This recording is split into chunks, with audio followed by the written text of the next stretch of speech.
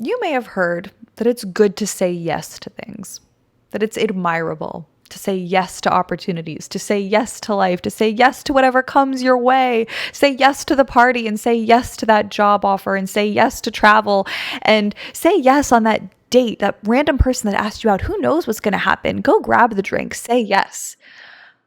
But you may have also heard that it's good to set boundaries, that it's good to say no, that it's good to be a minimalist when it comes to a lot of things, that it's good to be focused, that, say no because otherwise other people are going to invade your time and you need to be more particular about how you're living your life. And if you just say yes to everything, how will you ever get anywhere? And that it's hard to say no, but you need to be forceful in it and stay true and stick to your path and just say no as a default position. So which is it? Now, this isn't about one specific instance, like if you should say yes or no to a certain opportunity or person or place or event. This is about if your default position should be yes or no. Which one should be a habit? Which one should be your way of life? Approaching life saying yes to things or approaching life to saying no to things? There's been books that have been dedicated to both of these. The Power of No by James Altucher and Claudia. I have not read that book, nor have I read The Year of Yes by Shonda Rhimes, where for a year she said yes to, I want to say, everything that was probably reasonable that came her way and all that she learned from that. I did see her TED Talk on that, though. I think that what you find admirable really depends on what your starting position is. So I'm going to throw a graph up here. Actually, I'm going to retract that graph. Let me first start out with a story for why I am doing this video. A friend of mine finds it very admirable to say yes to things. She really just tries to live her life saying yes. If she gets invited to a speaker, to see a speaker, like to go to a book event, to go to a party, like to grab a drink with her neighbor, to, there's an opportunity at work, like she wants to raise her hand, like saying yes is a philosophy for her that has really paid dividends and been fruitful in the last decade. Now, what's interesting is the reason why she finds that a good exercise. It's because it took us a while to find this out. We talk a lot about this, and I noticed that she really prides herself in this. And I noticed that I really prided myself whenever I would say no. I would usually be really proud of it.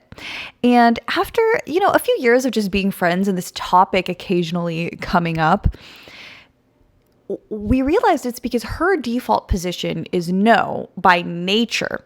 She's very focused. She lives kind of a very refined life. It's very routine. And her natural position would have been to say no, just generally growing up, how she developed, the kind of person she was in her early 20s. So then, later 20s, realizing that saying yes can be powerful and just really opened her up to life, made her not closed off, and really just made life feel more full. Now, for me, it is the opposite. I am a yes person. I generally, I didn't even get to really enjoy a lot of the organizations I was in growing up and in college, because at any given point in college, and this is not like a woe is me story, I had a good experience, but I would be in like maybe 6 clubs at once, not to mention working on campus and trying to work on a thesis and taking a bunch of classes and in student government, trying to do some research with the psychology department and the business department. None of this is like some sort of humble brag about my resume there. My point is that I wasn't really present or enjoying any of it. And what's funny is if I could go back and do it again, I think I would have felt like it was a much more full experience to actually maybe do 3 things, but really, really be present in them. And that's a little closer to how I live my life now. And when I get invited to things, of course, if it's a baby shower for a friend or if it's a good work opportunity, of course, yes, the answer is yes. But just being someone that's relatively social, relatively excited and curious about a bunch of things, gets pretty passionate quickly about something. If I were to say yes to everything that came my way or that sparked my interest, I would just never focus. I would never get any depth. Life would just be at the surface. So I say yes to life by actually saying no to a lot more, and it gives my life a lot more meaning and value. What I want to ask you in this video will actually probably be pretty short, but okay, now I can throw up the graph. Here we go. What is your default position by nature? Are you someone that says no, or are you someone that says yes naturally? And then by saying, let's say that your person says no a lot. By saying yes more often, it's like you're getting closer to the center, or like a more balanced place. By being someone that says yes all the time, then you say no more often, then you get closer towards the center. So really what we're looking for is balance.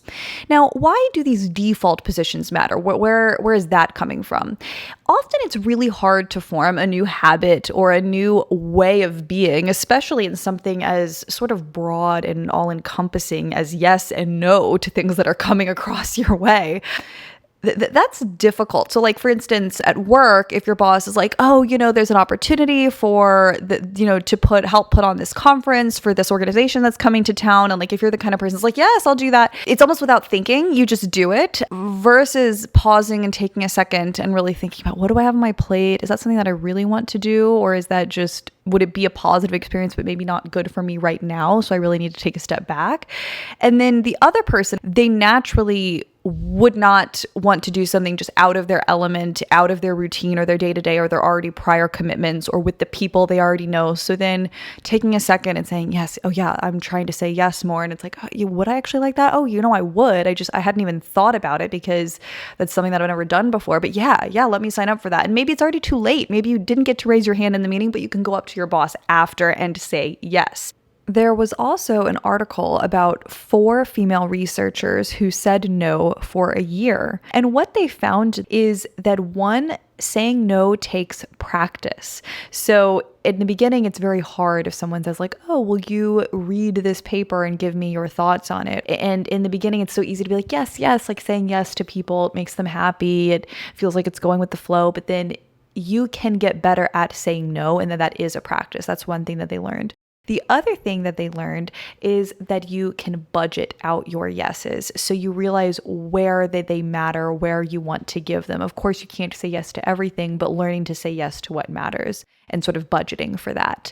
Now, this also gives rise to another wrinkle or nuanced point that I would like to make, is that it also depends on where you're at in your career. Now, I believe this might have been talked about in this article, but I've also heard many people say this, so I don't really want to attribute this to one source. I've heard several people advise when you're early in your career, you should say yes. Say yes to almost everything. And then later in your career, you should start saying no and being more particular. So for instance, I also do some acting. And in the beginning, you want to say yes to all the opportunities that come your way because you want to, you still use some discretion, of course, even in the performing arts, but you want to be more open. And then later you can decide like, oh, does that work with my schedule? Do I want to play that kind of a character?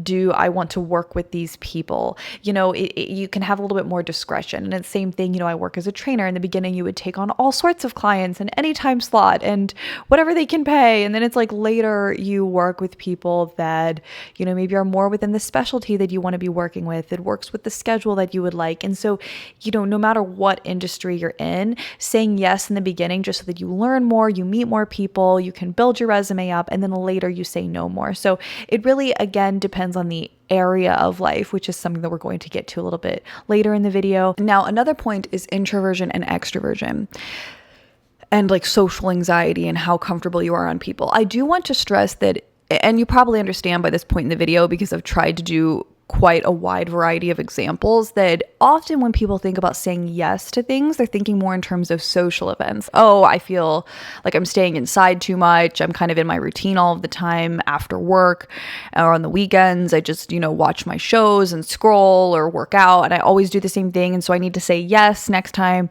a friend of a friend, or I get invited to a friend of a friend's party through that friend.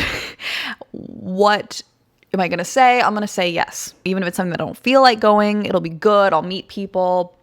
I'll grow my social skills. I'll grow my social network. I will maybe have a good time even, and even though I don't know a bunch of people there. And that's really, really important. I think in these days and age, I know a lot of people that are on YouTube that will be watching this are younger. And I think there's just this huge isolation and loneliness epidemic. So that's beyond powerful. You trust me, being someone that has moved to a bunch of new cities and not known people and been invited to parties, of course, only go if you feel safe. And it's like not just like all strangers and somebody random that anyway.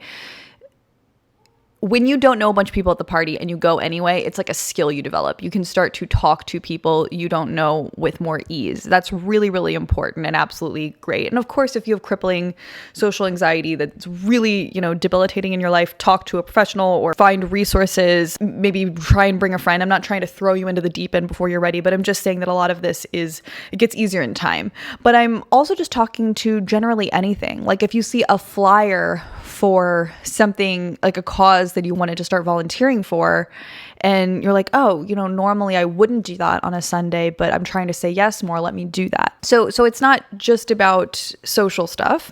You might lie more in the middle on that diagram. So this might just not be as applicable to you. But my guess is that most people lean a little bit more one way or the other. And that we really are trying to get more towards the middle in a lot of ways. You might have certain areas of your life that saying no makes more sense. Like, for instance, I am experimenting with a certain way of eating that mostly is non-processed foods, cutting out some refined grains, but it's not in a forced way of like, no, I can't. I wrote a whole book on how that often doesn't work, like restriction and forcing ourselves to do things. And I think that applies to basically everything, that it should be conscious and it should be in a way where you're in tune with your emotions, your feelings, your thoughts. And so in saying no to those foods, I'm saying yes to health. So that's an area of my life where there's a default yes or no. It's like I'm being more conscious about what I'm putting in my body, more thoughtful versus like, yeah, don't mind if I do that candy just on the counter at work, And I think that you might later, after your journey of branching out more with no's or yeses, like taking a time where you go against the default pattern, then you could think about different areas of your life or different goals where this makes sense. So if you're having a very, very busy season, you might say no a little bit more often if you're someone that generally always says yes to social events because you need to buckle down at work. So there might be seasons with this. And ultimately, we want to get to a place where we're very conscious about it. I think that the whole reason that these books and articles exist talking about no and yes is that we fall into certain patterns or ways of being, and we're trying to break out of that. Let's say you have a period of time where you're like, okay, for 3 months, I'm going to go against my default pattern. I'm going to do the opposite to try to get closer to the middle. Then after that, it's not like you need to always try to say yes or always try to say no. You should just try to be more conscious about it. By conscious, I just mean deliberate, thoughtful versus autopilot.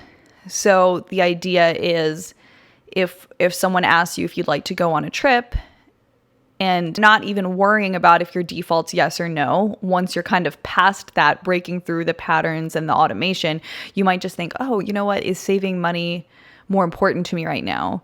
Or is this social experience? Do I have the bandwidth and the time to step away from my current obligations? We have a chunk of time as an experiment, whether it's 3 months or a year, to break away from that default pattern or way of being.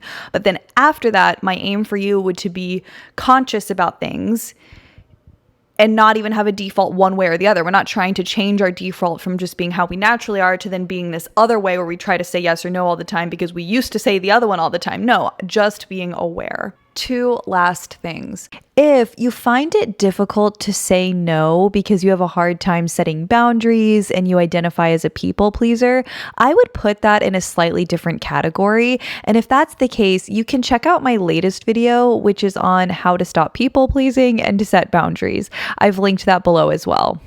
Hello, Pam from the future coming in to give a point that I forgot to say in the past, hence the different outfit. But it's that we sometimes forget about opportunity cost. So the opportunity cost in economics is your next best alternative, the cost of what you're foregoing because you chose option A, you don't have option B. So the cost, the opportunity cost of option A is missing out on option B. So when you say yes to one thing, you're saying no to something else.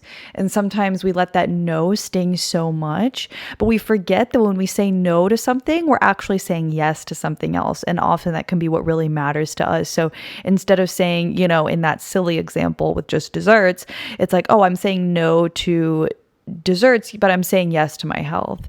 With dating someone, you're saying, if you're in a monogamous relationship, you're saying no to everyone else because you're saying yes to this person, but not just that person, but the love and structure and peace that being in a committed relationship can also bring if that's something that you want. So often I think we get really caught up in what we're losing, but remember what you are gaining when you're making a choice.